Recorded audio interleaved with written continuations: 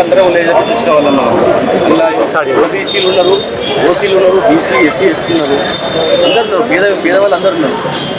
మీరు గట్టిగా మీరు ఆడ పోయి సెక్రటరీలో కూర్చొని ఆడ ఉండలేము సార్, వాళ్ళ జీవితాలు నాశనం అవుతాయి అని చెప్తే లేకపోతే ప్రభుత్వానికి చాలా చెడ్డ వస్తుంది. ప్రభుత్వంలో వేరే ఏ స్కీమ్లో నడవుతున్నా సరే ఫస్ట్ విద్యార్థుల ఫీజు రియంబర్స్మెంట్ అయితే నడవాలని చెప్పి మీరు చెప్పాలా. మీరు ఆ రోజు మీరు వచ్చి రిక్వెస్ట్ చేసినాం, నేను గవర్నమెంట్ లెటర్ రాస్తాను, మీకు లెటర్ ఇస్తామని అన్నారు. ఇప్పుడు ఏం అభిప్రాయాలు చెప్పండి. ఇప్పుడు ఎవరు వచ్చినా ఒక పార్టీ ముందు చేస్తారు, ఇది చేస్తారు. అన్ని పార్టీలు ఖచ్చితంగా ఉన్నారు. మనం కష్టపడ్డారు సార్, మనం అందరం కష్టపడి తెలంగాణ తెచ్చుకున్నది. చెప్పండి కేసులో స్టే ఉన్నాయి సార్, ఏ విధంగా క్లారిటీ చేయాలి కదా. మనంతా కష్టపడి కౌన్సిలింగ్ స్టార్ట్ అయ్యింది, కాలేజ్ వాళ్ళు తీసుకుంటారు కదా అప్పుడు ఫీజు రియంబర్స్మెంట్. అది ఇప్పుడు 10,000 కోట్లు బాకీ ఉన్నాయి, ఇంకా 2,000 కోట్లు అయితే కలుపు ఇస్తామని చెప్పండి, బాండ్స్ ఇస్తామని చెప్పండి. లేకపోతే ఇంకా వాళ్ళకి ఏదన్నా మాట్లాడి వీళ్ళందరూ ఎట్లా వెళ్ళిపోతారు చెప్పండి, వాళ్ళందరూ చెప్పండి. వాళ్ళు ఎవరు అడుగుతారు చెప్పండి. వీళ్ళు అడిగే పరిస్థితి ఉందా? వీళ్ళు అడిగే పరిస్థితి ఉందా? మీలాంటి వాళ్ళు గట్టిగా పోయి లేదు సార్, మేము పని చేయలేకపోతాము, పని చేయలేము, ఇంకా కష్టపడి. మీకు తెలుసు నేను ఎంత వర్క్ చేస్తున్నాను. ఒకటి ఏంటంటే ఇంత దాంట్లో ఉన్నది ఒక ఫైనాన్స్ సిలబస్ లాగా అది పిల్లలకు అన్యాయం జరగకూడదని మేము ఉన్నాం. మా బిఎస్సీ ఎఫర్ట్స్ కూడా సార్. ఇప్పుడు మీరు ఒక పని చేయండి సార్, సర్టిఫికేట్ ఇప్పించండి విద్యార్థులు. వాళ్ళు ఇప్పుడు కానిస్టేబుల్ ఎస్ఐ పోస్ట్ వర్క్ చేస్తారు, వాడు అప్లై చేసుకుంటే సర్టిఫికేట్ లక్షల మంది సర్టిఫికేట్ ఇంకా పోయినాయి ఉన్నాయి. నేను ఈరోజు సర్టిఫికేట్ విషయంలో 90% సక్సెస్ ఉంది, 10% అయితే రోజు మేము చేస్తున్నాం సార్. మీకు ఓపెన్ స్టేట్మెంట్ సార్, ఏ కాలేజ్ యజమాన్యమైనా సర్టిఫికేట్ ఇవ్వకపోతే మాకు కంప్లైంట్ చేయండి, వాళ్ళ మీద యాక్షన్ తీసుకుంటామని చెప్పండి. చెప్పండి సార్. చెప్పినా ఇంతకుముందు Supreme Court judgements, human rights commission కూడా వాళ్ళకి చెప్పేది ఏంటంటే పిల్లల సర్టిఫికేట్స్ ఆపే అధికారం ఎవరికి లేదు. దానికి సంబంధించినటువంటి నేను కూడా మీకు కమ్యూనికేట్ చేశాను. రోజు లెటర్స్ ఒక 10-20 సరే అందరు రాకపోవచ్చు, వచ్చిన వాళ్ళు మాత్రం మేము కూడా 95% అవుతున్నది. 1-2 కేసులు ఏమన్నా కానీ నేను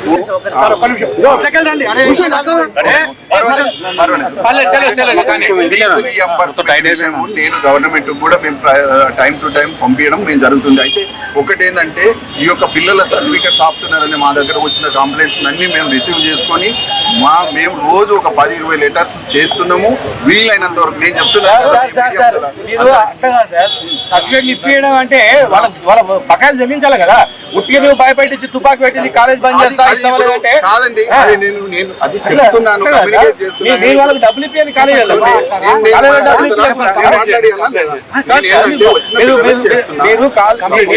చేస్తారు సార్. అట్టే కాదు, నేను కాలేజీలో కూడా డబ్బులు ఇప్పియండి, వాళ్ళ కాలేజీలో స్టాఫ్ కూడా జీతాలు ఇవ్వాలి.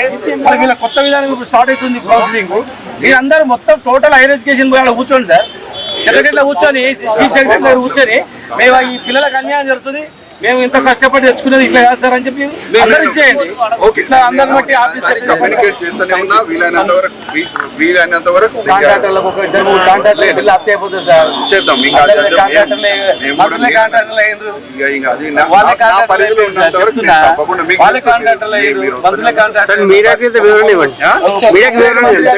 పిల్లలను ఆపొద్దని చెప్పినాము మేము ఇంతకుముందు ఇన్స్ట్రక్షన్స్ ఇచ్చినాము. కాబట్టి పిల్లల సర్టిఫికెట్స్ వాళ్ళ నెక్స్ట్ ఫర్దర్ ఏం సార్ కౌన్సిలింగ్ స్టార్ట్ అవుతుంది. మరి వాళ్ళ బతికేంది కోర్టులో కేసు నడుస్తుంది. మీకు తెలుసు మండే కేసు ఉంది. ఇప్పుడు కొన్ని ఎక్కువ మండే వరకు పోస్ట్పోన్ చేయండి సార్. కాదు, నేను చెప్తున్నాను కదా కౌన్సిలింగ్ పోస్ట్పోన్ చేయండి. మాట్లాడతాను. ఏదైతే కోర్టు పరిధి ఉందో మేము ఎక్కువ మాట్లాడకూడదు. మండే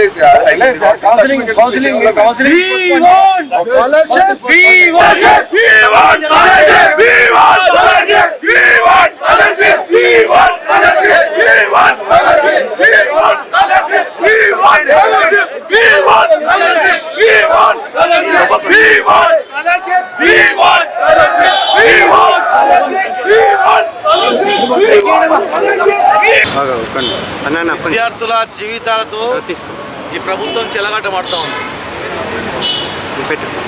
టోటల్ తెలంగాణ నయవంచన చేసింది, అందరికి ఆశ పెట్టింది. రైతుల నుంచి మొదలుకుంటే, కుల సంఘాల నుంచి మొదలుకుంటే, చివరకు మేము కొట్లాడి తెచ్చుకున్న తెలంగాణ ఎందుకంటే వీళ్ళ గురించి, వీళ్ళ భవిష్యత్తు గురించి.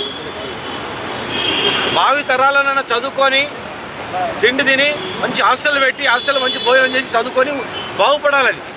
కానీ ఇవాళ చూస్తే నిరుద్యోగులకు ఉద్యోగాలు లేవు. ఇవాళ అశోక్ నగర్కు పోయే పరిస్థితి లేదు. ఎవరు ఒక మంత్రి పోమని చెప్పండి, ఒక మంత్రి పోయి అశోక్ నగర్ పోయి కూర్చొని రమ్మని చెప్పండి, మాట్లాడమని చెప్పండి. ఇంట్రొడ్యూస్ చేసింది దీన్ని మేము కొనసాగించి ఇంకా మెరుగైనటువంటి విద్యను, మెరుగైనటువంటి హాస్టల్స్ను ఇంక్రీజ్ చేసినాం. విదేశాల్లో చదువుకోవడానికి వేలాది మంది విద్యార్థులను విదేశాలకు పంపినాం మేము. పేదవాడు విదేశాల్లో చదువుకోవాలనేటువంటి కళ అన్నట్టే వాళ్ళ కళను సాకారం చేయాలని కేసీఆర్ గారు ఆ రోజు మమ్మల్ని అందరికీ ఏమేం కావాలి, హాస్టల్లో ఫుడ్ ఎట్లా ఉండాలి, మరి సన్న బియ్యం ఉండాలి, ఆరోగ్యమైనటువంటి ఫుడ్ ఇవ్వాలి, మరి వాళ్ళకు ఫీజు రియంబర్స్మెంట్ కూడా ఇవ్వాలని చెప్పి ఎన్నో గురుకులాలు, ఇంజనీరింగ్ కాలేజీలు, మెడికల్ కాలేజీలు, బీఈడీ కాలేజీలు, డిగ్రీ కాలేజీలు, వేలాది కాలేజీలు, 2400 కాలేజీలు ఉన్నాయి. దాదాపు 1000 కాలేజీలు ఉన్నాయి. లక్షలాది మంది ఎంప్లాయ్మెంట్ పనిచేస్తూ ఉన్నారు. దాదాపు 14 లక్షల మంది విద్యార్థులు చదువుకుంటూ ఉన్నారు. ఇలా మీరు ఇచ్చే జీవోల వల్ల, ఒక జీవోలేమో వీళ్ళ మీద రెవెన్యూ రికవరీ యాక్ట్ పెడతామని చెప్పారు. కోర్టు మట్టికాయలు వేస్తే మళ్ళీ ఇంకో జీవో తీసుకొచ్చారు. అంటే ఏం చేయాలనుకున్నారు తెలంగాణను? విద్యార్థులు ఏం చేయాలనుకున్నారు? ఎందుకు బకాయిలు చెల్లిస్తలేరు? బకాయిలు ఎందుకు చెల్లిస్తలేరు? కౌన్సిలింగ్ స్టార్ట్ అయినాయి. విద్యార్థుల జీవితాలతో చెలగాట మాడితే మాడి మసైపోతారు. ఇంజనీరింగ్ కాలేజీలో సర్టిఫికెట్లు ఎవరు ఇవ్వట్లేదు. ఫీజు కడితేనే ఇస్తామని చెప్తున్నారు. ఫర్దర్ చదువుకోవడానికి సర్టిఫికెట్ ఇవ్వట్లేదు. డిగ్రీ అయిపోయిన వాళ్ళు ఎంప్లాయ్మెంట్ జాబ్ చేద్దామంటే సర్టిఫికెట్లు ఇరుక్కపోయినాయి. వీళ్ళు ఇప్పుడు చదువుతామంటే కాలేజీ వాళ్ళు చేంజ్ చేసుకోరు. ఎవరే కానీ విద్యా సంవత్సరం స్టార్ట్ అయింది, కౌన్సిలింగ్ స్టార్ట్ అయింది. పాత పద్ధతినే కొనసాగించండి అని చెప్పి కాలేజ్ యజమాని చెప్పాలి. కాలేజ్ యజమాని నొప్పియాలి. భయపెట్టించి కాలేజీలను నడపాలంటే కాదు. ఒక టీచింగ్ ప్రొఫెసర్ 6-7 నెలలుగా జీతాలు ఇవ్వకపోతే ఆయన ఎట్లా చెప్తాడు? ఆయన ఇంటి కిరాయి ఎట్లా కడతాడు? ఆయన పిల్లల చదువు ఎట్లా చదివిస్తాడు? చదువుకొని ఆయన పనిచేయడం పాపమా? కాలేజీలు నడుపుకోవడం పాపమా? చిన్న డిగ్రీ కాలేజీలు చాలామంది ప్రైవేటు బిల్డింగ్లో ఉన్నారు, కిరాయిలు కడతారని కాల్ చేయిస్తున్నారు, కొంతమంది మూసేపిస్తున్నారు. విద్యా వ్యవస్థ చిన్న భిన్నమవుతుంది. ముఖ్యమంత్రి గారు వెంటనే విద్యాశాఖను ఎవరికైనా ఇవ్వండి. విద్యాశాఖను సపరేట్ వ్యక్తికి ఇచ్చి నిర్వహించండి, సమీక్ష చేయండి. విద్యార్థులు గిట్లా ఒకసారి వాళ్ళకు పోరాటం వైపు మళ్ళీందనుకో ఎవ్వరు కూడా ఆపలేరు. మేమంతా జైళ్ళకు పోయి తెలంగాణ తెచ్చుకున్నది. ఎంతో విద్యార్థులు ఆత్మ బలిదానాలు చేసుకొని తెలంగాణ తెచ్చుకున్నది. ఇట్లా ఫీజు రియంబర్స్మెంట్ ఎగ్గొట్టి ఫీజు రియంబర్స్మెంట్ ఇవ్వకుండా దాటవేసి మరి వీళ్ళని అంధకారంలో నెట్టేయడానికి కాదు.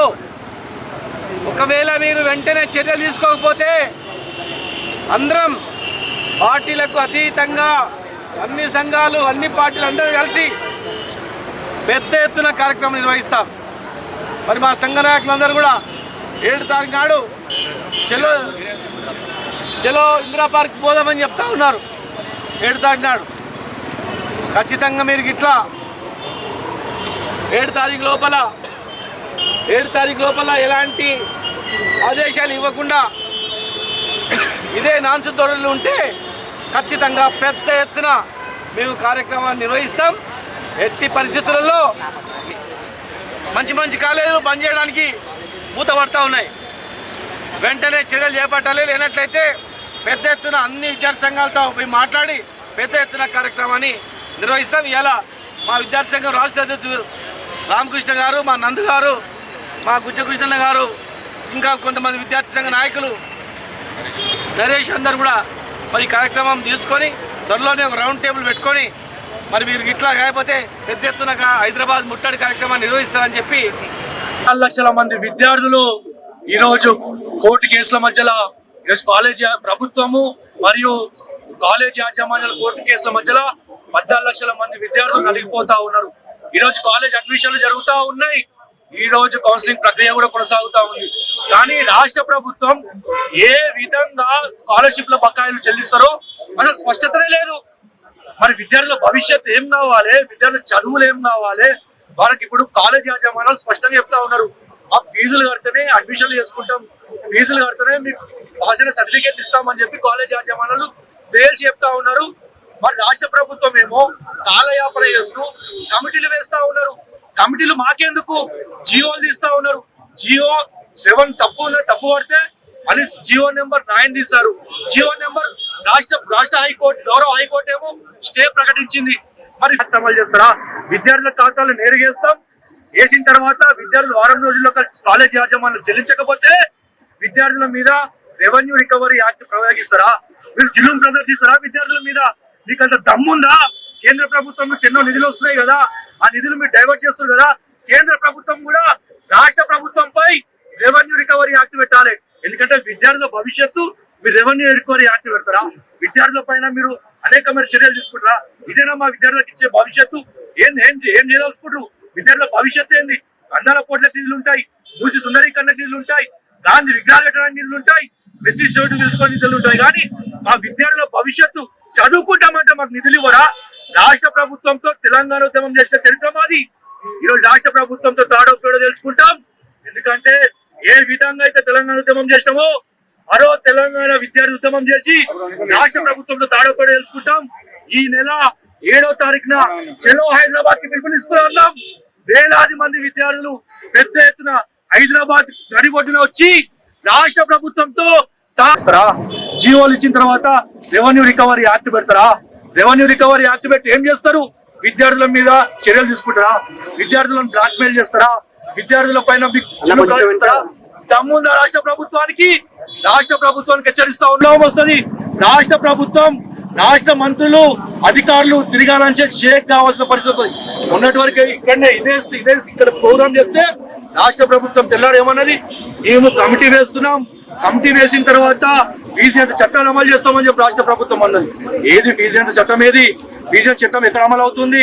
పక్క దేశాలలో డిజిటల్ విద్య పెడుతుంటే ఈ రాష్ట్రాల్లో మాత్రం ఇంకా చాక్పీస్లు బోర్డులు పెట్టి ఇంకా టాయిలెట్లు లేని పరిస్థితి రాష్ట్రంలో ఉంది. రాష్ట్ర ప్రభుత్వం తక్షణమే పెన్నుల ఫీజుల బకాయిలు చెల్లించాలి.